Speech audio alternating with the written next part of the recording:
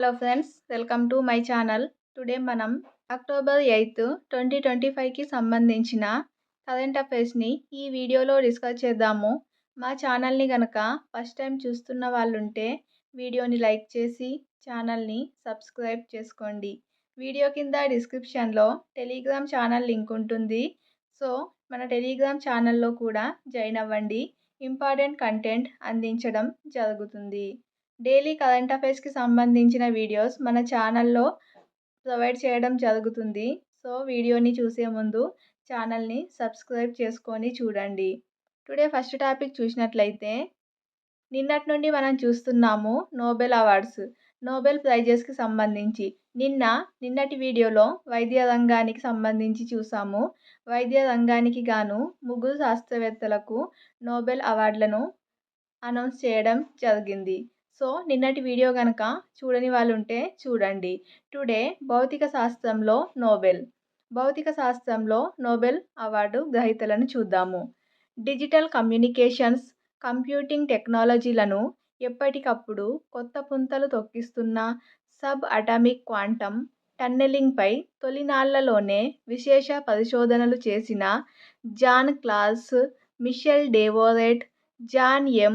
మార్టినీస్లకు భౌతిక శాస్త్రంలో ఈ ఏడాదికి గాను నోబెల్ పురస్కారం దక్కింది. సో వైద్య రంగంలో కూడా ముగ్గురికి, భౌతిక శాస్త్రంలో కూడా 3 శాస్త్రవేత్తలకు నోబెల్ని అనౌన్స్ చేయడం జరిగింది.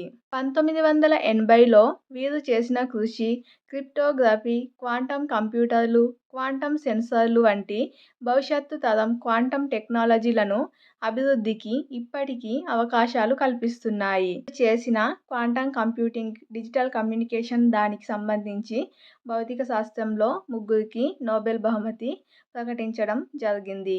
కార్ల్ డెవోరెట్, మార్టినీస్లు అమెరికాలో పరిశోధనలు నిర్వహించారు.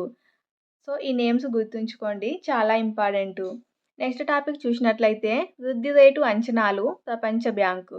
ప్రస్తుత ఆర్థిక సంవత్సరం 2025-26లో మన దేశ వృద్ధి అంచనాలను 6.3% నుంచి 6.5%కి ప్రపంచ బ్యాంకు, వరల్డ్ బ్యాంకు పెంచింది. ఇంతకుముందు 6.3%గా ప్రకటించింది, ఇప్పుడు 6.5%కి పెంచింది. 2026-27లో భారత వృద్ధి రేటు అంచనాలను 6.5% నుంచి 6.3%కి తగ్గించింది. 2025లో దక్షిణాసియా వృద్ధి రేటు 6.6%గా నమోదు కావచ్చని, 2026లో మాత్రం 5.8%కి నెమ్మదించవచ్చని కూడా ప్రపంచ బ్యాంకు తెలిపింది.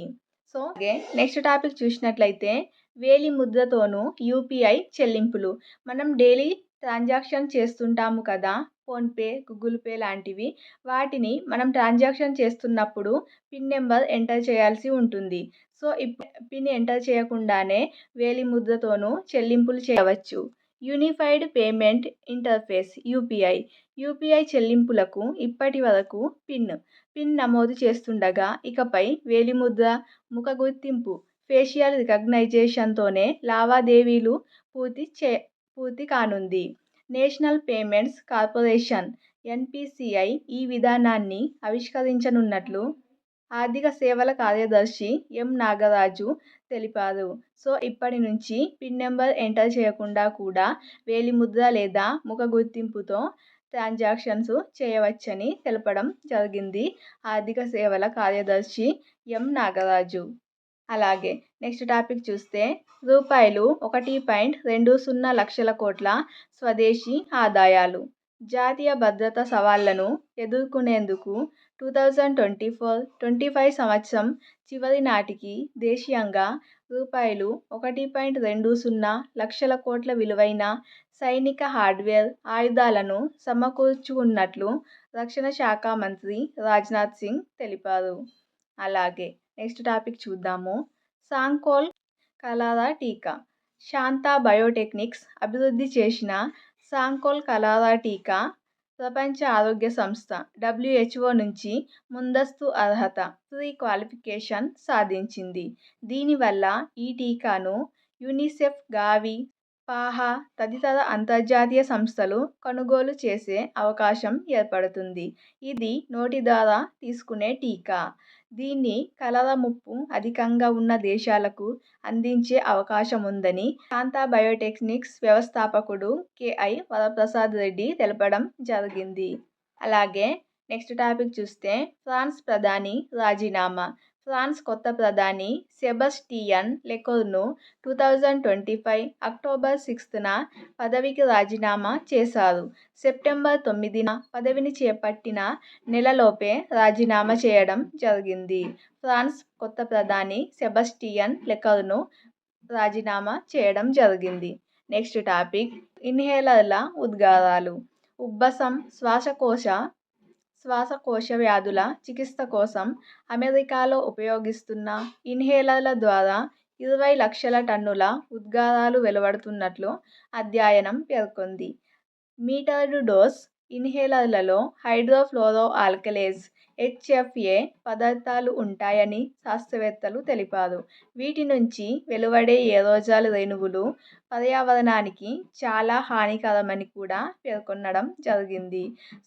అమెరికాలో ఉపయోగించే మీటర్డ్ డోస్ ఇన్హేలర్లలో ఉండే హైడ్రోఫ్లోరోఆల్కలేస్ అనే పదార్థాలు ఉండడం వల్ల వాటి నుంచి వెలువడే ఏరోజాల్ రేణువులు పర్యావరణానికి చాలా హానికరంగా మారాయని తెలపడం జరిగింది ఒక అధ్యయనంలో. ఇది ఫ్రెండ్స్ టుడే 8th అక్టోబర్ 2025కి సంబంధించిన important current affairs video. Video నచ్చినట్లయితే లైక్ చేసి ఛానల్ని ఫస్ట్ టైం చూస్తున్న వాళ్ళు ఉంటే సబ్స్క్రైబ్ చేసుకొని చూడండి. వీడియో కింద డిస్క్రిప్షన్లో టెలిగ్రామ్ ఛానల్ లింక్ ఉంటుంది. జాయిన్ అవ్వండి. Thank you.